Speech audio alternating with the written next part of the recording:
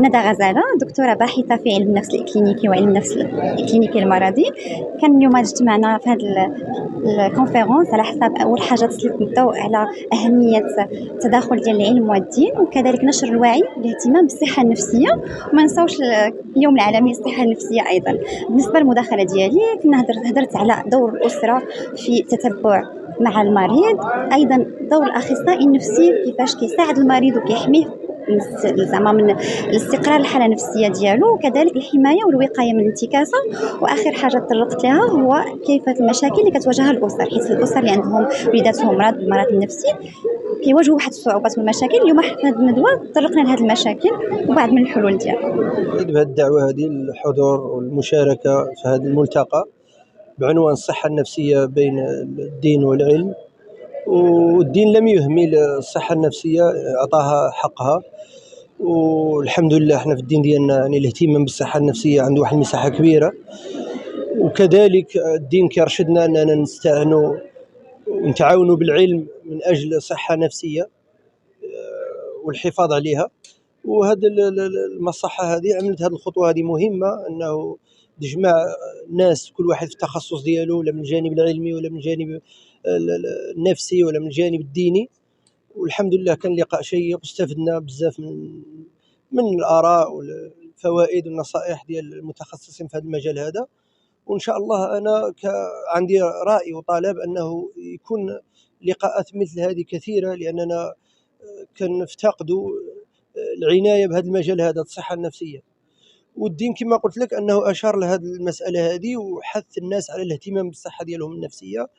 والدين عنده يعني مكان مهم في هذا المجال هذا. ما يمكنش أننا نتكلموا على الصحة النفسية ونقصيو الدين ونقصيو الإيمان ونقصيو الواجبات والعبادات والذكر والأدعية والأذكار والقرآن. يكفينا هذه الآية: ألا بذكر الله تطمئن القلوب. لكن في نفس الوقت لا نقصي العلم اللي هو مشى بعيد في هذا المجال هذا، الطب النفسي.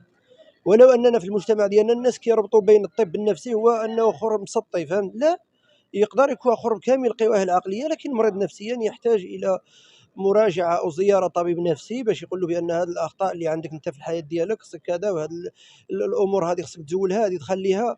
وفي نفس الوقت ديك الطبيب النفسي خصو دائما يربط هذا المريض هذا بالله اللي خلقه: ألا بذكر الله تطمئن القلوب. ما يمكنش احنا طبيب نفسي وهو ما عندوش دراية بالدين. شخصيا هو الراس خصو يكون عنده إلمام بالدين نفسه هو، بغض النظر واش هو طبيب ولا ماشي طبيب.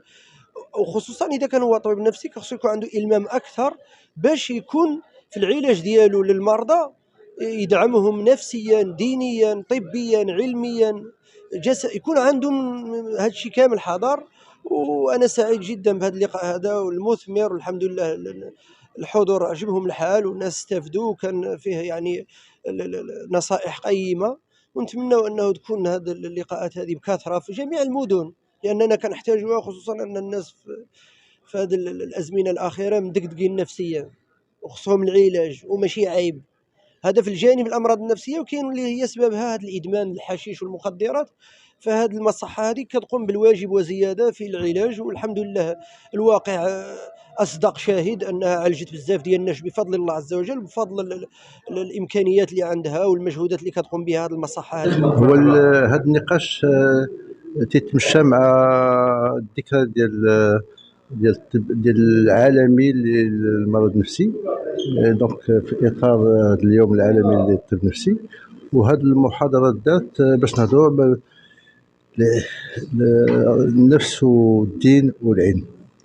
وهذا المشكل النفسي ما بقاش من الطابوات، وبينات هذه المحاضرات بانه الدين والعلم غادي في اتجاه واحد، انه المريض ماشي عيب المرض النفسي، وانه خصو يتعالج. والعلاج تنطرقوا البيبان ديال الاطباء، والدين ماشي ضد العلاج ديال المرض النفسي. هذا هو باش اللي كان المحور ديال هذا النهار هذا. وكانوا اصدقاء، كانوا جبنا اطباء اللي هما عضويين طبيب القلب وجراح اللي هما عطاو الاراء ديالهم على المرض النفسي، وتا هما في الحياه ديالهم العمليات يحتاجوا التطبيب النفسي للمرضى ديالهم.